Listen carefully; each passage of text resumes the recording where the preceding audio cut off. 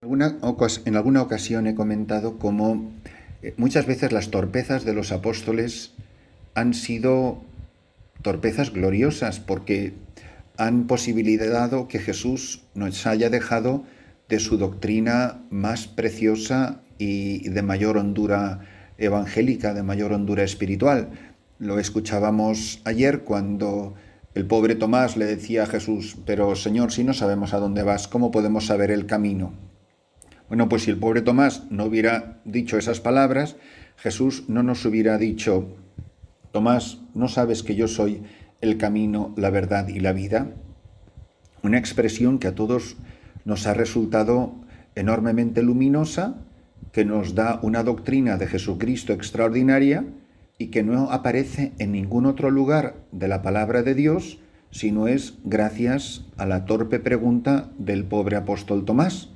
Bueno, pues lo mismo ocurre, y además es la continuación del pasaje evangélico de ayer. Parece que ese día estaban los pobres apóstoles un poquito espesos de entendimiento, y así, por ejemplo, leemos: si me conocierais a mí, conoceríais también a mi Padre.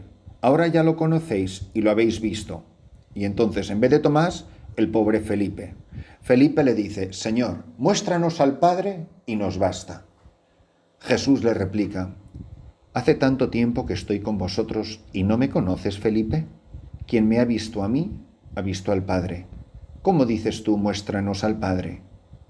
¿No crees que yo estoy en el Padre y el Padre en mí? Lo que yo os digo no lo hablo por cuenta propia. El Padre que permanece en mí, Él mismo hace las obras. Creedme, yo estoy en el Padre y el Padre en mí. Si no, creed a las obras. Pues la torpeza de otra pregunta, la gloriosa torpeza de otro apóstol, que nos abre las puertas a un párrafo verdaderamente antológico, de pura cristología, donde Jesucristo se presenta como el sacramento del Padre, como el rostro humano del Dios invisible a quien nadie ha visto jamás.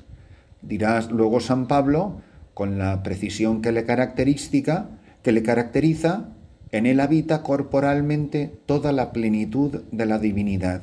Es decir, el rostro, la cara de Jesús de Nazaret, el hijo de María Virgen y, según pensaba la gente de su tiempo, el hijo de José el carpintero, la cara, el rostro de ese hombre era el rostro de Dios. El que me ha visto a mí, Felipe, ha visto al Padre. Es decir, el Padre y yo somos uno. Yo vivo en Él y Él vive en mí. Y fijaros que luego lo dirá incluyéndonos a nosotros: Padre, como tú en mí y yo en ti, ellos en mí, que ellos permanezcan en mi amor como yo permanezco en el amor de mi Padre. Es decir, el rostro de la Iglesia va a ser para siempre el rostro de Cristo. A quienes perdonéis los pecados les quedan perdonados. A quien a vosotros escucha, a mí me escucha. Que vean vuestras buenas obras y den gloria a vuestro Padre. Es decir, igual que Jesucristo es el sacramento primordial, es el sacramento del Padre, es el enviado del Padre, o como he dicho hace un momento, es el rostro humano de Dios. Dios se hace visible en el rostro, en la vida, en la corporeidad de Jesús de Nazaret. De la misma manera, quien entra en contacto con la Iglesia, entra en contacto con el rostro de Jesucristo glorioso y por tanto con el Padre. Fijaros que la relación de Jesucristo con el Padre es la esencia de nuestra vida cristiana. Es decir, lo que pasa entre el Padre y el Hijo es la vida mía y es lo que se me comunica, porque lo que Jesucristo ha venido a transmitir, a comunicarnos, de lo que Él nos hace participar, es precisamente de esa relación de padre a hijo y de hijo a padre en el Espíritu Santo. Esa vinculación trinitaria es lo que da sentido a nuestra existencia. Es decir, el Padre solo tiene un hijo y solo ve el rostro de su hijo. Este es mi hijo amado y no tengo otros hijos amados. ¿Por qué? Porque el Padre reconoce el rostro de cada uno de nosotros en el rostro de su Hijo. Nosotros, incorporados a Cristo, somos hijos en el Hijo. Es decir, el Padre sigue teniendo un solo Hijo. Es verdad que San Pablo dirá que Él es el primogénito de toda criatura, pero San Juan en su teología, en su cristología, nos dice que Él es el unigénito, no solo el primogénito. Por lo tanto, en el unigénito todos somos unigénito. El Padre ve en mí el rostro de Jesús. Por ejemplo, hablando de la oración, ¿por qué escucha el Padre mi oración? ¿Por qué cuando yo digo Padre nuestro el Padre me escucha? Porque reconoce en mí la voz de su Hijo. Porque reconoce en mí el rostro de su Hijo. Porque yo he sido incrustado en Jesucristo, le pertenezco a Él. Me tiene unido a Él, inseparablemente a Él. No soy una apuesto, no soy una aposición, no soy una persona pegada a Cristo. No, somos una sola cosa, unido a Él, incorporado a Él, miembro de su cuerpo, animado por su misma alma. Por eso vivo yo, pero no soy yo. Es Cristo que vive en mí. Vivo de la fe en el Hijo del Hombre, dice San Pablo, que me amó y se entregó por mí. O dirá en otro lugar, para mí la vida es Cristo. Eso no es una manera de hablar. Muchas veces lo he dicho que cuando nosotros en nuestro modo coloquial de comunicarnos unos con otros, es muy común en matrimonios, cuando se llevan bien, claro está, el uno le dice al otro, oye mi vida, pero literalmente es mentira, porque tu mujer no es tu vida y tu marido no es tu vida. Y antes de conocerla ya estabas vivo, vivito y coleando. Y cuando uno de los dos se vaya al otro barrio, pues te dará mucha pena y llorarás muchas lágrimas, pero seguirás viviendo, porque no era tu vida. Por supuesto que los dos eran una sola carne, etcétera, pero es hasta que la muerte nos separe. Y estábamos vivos antes de conocernos. De la única persona a la que se le puede decir mi vida, en sentido literal, no en sentido metafórico, poético o figurado, es a Jesucristo, porque Él nos hace partícipes de su relación con el Padre, de su mutua autodonación, como el Padre se entrega en el Hijo y como el Hijo nos comunica no lo suyo, sino lo que Él ha recibido del Padre. Y lo que Él ha recibido es su propia vida, su propio ser, su propia existencia.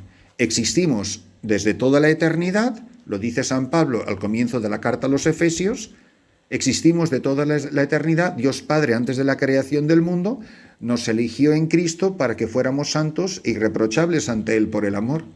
Dios Padre antes de la creación del mundo, hay que poner atención a las palabras. O sea, antes de que se creara nada, antes de que hubiera el Big Bang, si es que eso ha existido alguna vez, antes de que hubiera nada, yo ya existía en el corazón de Dios y en la mente de Dios y en el pensamiento de Dios. Dios ya desde toda la eternidad había diseñado mi vida, había escrito la partitura de mi vida. Sabía si yo era hombre o mujer, sabía que iba a ser sacerdote, sabía que me iba a casar, sabía que iba a tener hijos, lo sabía todo de mí.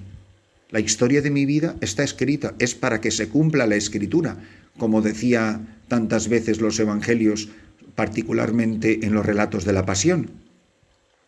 ¿Cómo dices tú, le dice Jesús a Felipe, muéstranos al Padre? ¿No crees que yo estoy en el Padre y el Padre en mí? Pero de esa misma relación filial participamos todos. Y por eso en el último párrafo, una vez más con su autoridad divina, añadirá, en verdad os digo, el que cree en mí, también él hará las obras que yo hago, y aún mayores, porque yo me voy al Padre. Y lo que pidáis en mi nombre, yo lo haré, para que el Padre sea glorificado en el Hijo. Si me pedís algo en mi nombre, yo lo haré. El Padre no puede negarle nada al Hijo. Orar es dejar que el Hijo ame al Padre en mí. Orar es amar y dejarse amar sobre todo y ser conscientes en el corazón de la oración como el Padre ama al Hijo y el Hijo ama al Padre. Yo soy testigo mudo, soy testigo perplejo del amor que el Padre y el Hijo se tienen. un amor infinito de mutua donación, y se aman en mí, se aman en mi corazón.